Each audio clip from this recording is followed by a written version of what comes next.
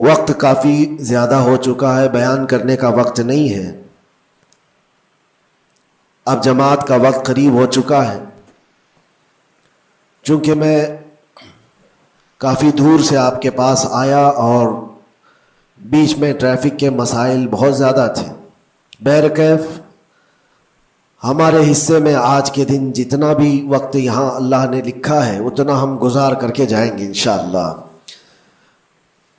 بس ایک بات عرض کرنا چاہوں گا کہ آج 15ویں شعبان المعظم ہے۔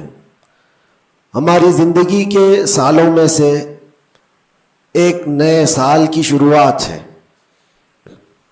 حدیث پاک میں ملتا ہے کل کی رات اللہ تعالیٰ فرشتوں کو سارے معاملات تقسیم کر دیتا ہے، بندوں کے متعلق کیا کیا چیزیں سال بھر میں ہونے والی، اور فرشتوں کو سارے احکام بتا دیے جاتے ہیں۔ اس میں سے بسا اوقات ایسا ہوتا ہے کہ کسی کی موت لکھی گئی ہوئی ہوتی ہے اس سال، لیکن وہ بندہ شادی کی تیاریوں میں مصروف ہے۔ کسی کے 2 مہینے 3 مہینے کے بعد زندگی کے خاتمے کا عنوان لکھا گیا ہوگا، لیکن وہ اپنے بزنس پلان کر رہا ہوگا، وہ سفر کی تیاریاں کر رہا ہوگا۔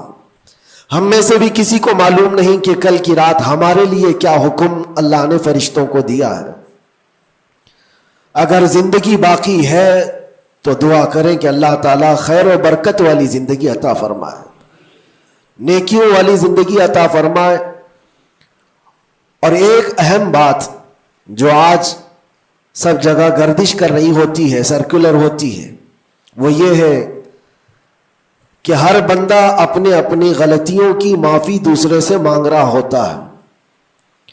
اور یہ اس لیے بھی ہے کہ سب نے شاید یہ حدیث سنی ہوگی کہ ان بڑی راتوں میں اللہ تبارک و تعالی سارے بڑے گناہوں کو معاف کر دیتا ہے، لیکن چند لوگ ایسے ہیں جو ان راتوں میں بھی معاف نہیں ہوتے۔ ان میں سے ایک بندہ وہ ہے جو لوگوں کے تعلق کو ختم کرتا ہے، قطع تعلق کرنے والا۔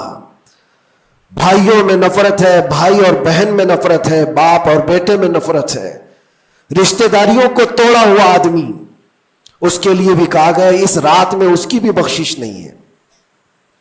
اور دوسری چیز یہ ہے کہ جو ہم گناہ کرتے ہیں اس کی 2 قسمیں ہیں، 2 قسم کے گناہ ہیں۔ کچھ گناہ وہ ہیں جن کا تعلق صرف اللہ سے ہے، اللہ جب چاہے معاف فرمائے گا۔ شراب پیا، زنا کیا، غلط کاریاں کیا، جھوٹ بولا ہے، یہ سارے گناہ وہ ہیں جس کی معافی اللہ سے ڈائریکٹ کی لی جائے گی۔ اس کو کہتے ہیں حقوق اللہ۔ اللہ تعالیٰ کریم ہے، اکرم الاکرمین ہے، جب چاہے اپنے بندوں کو معاف فرما دے۔ لیکن کچھ گناہ ایسے ہیں جن کا تعلق بندوں سے ہے۔ کسی کا مال ہڑپ لیا ہے، کسی کا حصہ دبا لیا ہے، کسی کو گالی دیا ہے، کسی کو مارا ہے، یہ سارے وہ گناہ ہیں جن کا تعلق بندوں سے ہے، ان کو حقوق العباد کہا جاتا ہے۔ اور یہ گناہ زیادہ ڈینجر ہے، حقوق اللہ سے زیادہ ڈینجر حقوق العباد ہے، کیونکہ حدیث پاک میں ہے اللہ سے متعلق جو گناہ ہے وہ رب تعالیٰ جب چاہے معاف فرمائے گا، لیکن جو بندوں سے ریلیٹڈ ہے اللہ فرماتا ہے جب تک بندہ بندے کو معاف نہیں کرتا اللہ نہیں معاف فرمائے گا، اللہ معاف نہیں فرمائے گا۔ حضور پاک صلی اللہ تعالیٰ علیہ وسلم نے صحابہ سے پوچھا سب سے غریب آدمی کون ہے، تم جانتے ہو؟ سب سے مفلس آدمی کون ہے؟ حضور صلی اللہ علیہ وسلم نے صحابہ سے پوچھا تو صحابہ نے کہا اللہ کے نبی زیادہ جانتے ہیں۔ آقا کونین صلی اللہ علیہ وسلم فرماتے ہیں سب سے زیادہ غریب قیامت کے دن وہ نہیں جس کے پاس پیسہ نہیں، مال نہیں، نیکیاں نہیں، وہ نہیں، بلکہ میرے آقا فرماتے ہیں قیامت کے دن ایک بندہ ایسا ہوگا جس کی نمازیں بھی بہت تھی، صدقات و خیرات بھی بہت تھے، حج بھی کیا تھا، زکوٰۃ بھی دیا تھا، عمرے بھی تھے، نفل عبادتیں بھی تھی، اس کی بہت نیکیاں لے کر کے آیا تھا، لیکن جس وقت وہ عدالت الہی میں پیش ہوا تو کئی لوگ کھڑے ہو گئے، ادھر سے ادھر سے آئے، رب تعالیٰ سے کہنے لگے مولا یہ نیک تو بہت ہے، نمازیں اس کی بہت ہے، حج بھی کیا ہے، عمرے بھی کیا ہے، لیکن میرے پیسے بھی دبا کر رکھا تھا. کوئی کہتا ہے کہ مولا میرا حق اس کے اوپر بنتا ہے, اس نے مجھے گالی دی تھی. کوئی کہتا ہے کہ مولا میرا بھی حق بنتا ہے, اس نے مجھے مارا تھا. کوئی کہتا ہے مولا میرا بھی حق بنتا ہے, اس نے میرے پیٹھ پیچھے مجھ سے چغلی کی تھی اور لڑانے کی کوشش کی تھی, میرا حق بنتا ہے اس پر. تو یہ سارے حق طلب کرنے والے بندے کھڑے ہو جائیں گے اس کے خلاف جو نیکوکار تھا. اللہ تعالیٰ فرماتا ہے تم لوگوں کو اس سے کیا چاہیے؟ سارے بندے کہتے ہیں مولا ہم تو گنہگار ہیں, نیکیوں کی کمی ہے, اس کے پاس نیکیاں زیادہ ہے, اس کی نیکیاں ہمیں دلا دے. اب عدالت الہی کا یہ فیصلہ سنو. اللہ فرشتوں کو حکم دیتا ہے اس کے پاس جتنی نیکیاں ہیں وہ ان سب میں تقسیم کرو. جتنوں کا حق اس نے دبا رکھا ہے سب میں اس کی نیکیاں بانٹی جائیں.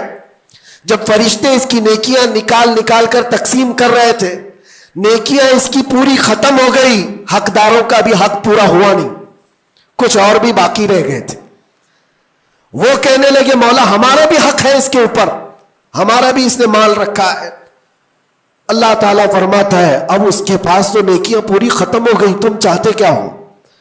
وہ گنہگار تھے, وہ کہتے مولا ہم یہ چاہتے ہیں کہ ہمارے گناہ اٹھا کر کے اس پر ڈال دیں, ہمارا بوجھ تو کم ہو جائے. حکم ہوگا رب تعالیٰ کا کہ اس کے اوپر ان کا حق بنتا ہے, لہذا ان کے گناہ اٹھا کر کے اس کے اوپر ڈالو.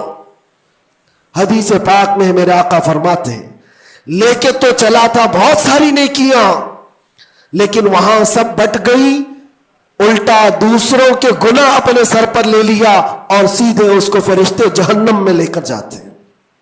یہ قیامت کے دن کا سب سے مفلس آدمی ہے, سب سے غریب. اسی لیے اے لوگوں حقوق العباد میں کبھی گرفتار مت ہونا. دنیا میں کسی کا حق دبا کر مت رکھنا. کسی کو اگر تم نے اپنی زبان سے ایذا دیا ہے, تکلیف دی ہے, یا ہاتھ سے دیا ہے, یا کسی بھی طرح سے دیا ہے, تو قیامت کے دن اس کا حق لیا جائے گا, تمہیں اس کا حق دینا پڑے گا. اسی لیے شب برات آتی ہے تو سب لوگ ایک دوسرے سے معافی بھی مانگ لیتے ہیں. بندوں سے اگر تمہارا حق ہے تو بندوں سے معافی مانگ لو. اگر بندہ معاف کر دیا دنیا میں تو اللہ بھی معاف فرمائے گا, اللہ معاف فرمائے گا. لیکن معافی مانگنے کا ٹرینڈ آج واٹس ایپ اسٹیٹس بن گیا ہے. بہت آسان ہے اسٹیٹس پر رکھ دینے کا کہ میرے جس کے اوپر بھی حق بنتے ہیں میں نے ان کو معاف کیا, وہ مجھے معاف کر دیں. کسی کے پاس جانے کی ضرورت ہی نہیں, واٹس ایپ میں گھماتے رہ جاؤ. کیا اسی کو معافی مانگنا کہتے ہیں؟ معافی مانگنے میں آدمی کو جو انا ہے, جو تکبر ہے, جو شیطان اسے گھمنڈ دلاتا ہے, اسی توڑنے کے لیے تو اللہ نے معافی مانگنے کا حکم دیا ہے کہ جاؤ تم اپنے اس بندے سے معافی طلب کرو جس کے پاس جانے میں تمہیں شرم آ رہی ہے. اپنے نفس کو توڑو, اپنے انا کو ختم کرو, اپنے تکبر کو مارو. تمہاری بہن کا کوئی حق باقی تھا تو تم اگر یہ سوچتے ہو اس کے پاس کیسے جاؤں, وہ تو چھوٹی ہے, میں اتنا بڑا ہو گیا ہوں, کیا بہن سے بھی معافی مانگوں گا, میں چھوٹا ہو جاؤں گا. قدر کرو, آج تمہارے پاس وقت ہے, یہاں تھوڑی دیر کے لیے چھوٹا ہونا اچھی بات ہے. قیامت کے دن جب تمہارے گلے میں توق ڈال دیا جائے گا گناہوں کا تو اس وقت مدد کے لیے کوئی نہیں آ سکے گا. اس لیے میرے عزیزوں حقوق العباد میں گرفتار کبھی نہ ہونا. اللہ کے نبی صلی اللہ علیہ وسلم کے پاس ایک جنازہ آیا. حضور صلی اللہ علیہ وسلم جب جنازہ پڑھاتے تھے تو پہلے پوچھتے تھے اس پر کسی کا حق باقی ہے, کسی کا اس پر کوئی لینا دینا باقی ہے. جنازہ صحابی کا ہے. جب جنازے کے پاس کھڑے تھے تو ایک صحابی آگے بڑھتے اور کہتے یا رسول اللہ 2 درہم میرے اس کے اوپر باقی اور یہ مر گیا, دیا نہیں مجھ کو, 2 درہم قرضہ اس کے اوپر میرا باقی ہے. حضور پاک صلی اللہ علیہ وسلم نے کیا فرمایا جانتے؟ صلو علی صاحبکم ولا اصلی علیہ. اے لوگوں تم چاہو تو اس کا جنازہ پڑھ لو, میں نہیں پڑھوں گا. حضور پیچھے ہٹ گئے. 2 درہم کا صرف قرضہ باقی تھا جن کا انتقال ہوا اور حضور نے فرمایا میں جنازہ نہیں پڑھوں گا. سوچو آج 2 درہم کا بوجھ بھی کتنا بڑا ہوتا ہے. جنازہ رکھا ہے، حضور پیچھے ہٹ گئے. پھر ایک کوئی صحابی آگے بڑھتے اور کہتے ہیں یا رسول اللہ صلی اللہ علیہ وسلم، ان کی جانب سے ان کا قرضہ میں ادا کر دوں گا. حضور نے فرمایا کب تک ادا کرو گے؟ کہا کل کی مغرب سے پہلے میں ادا کر دوں.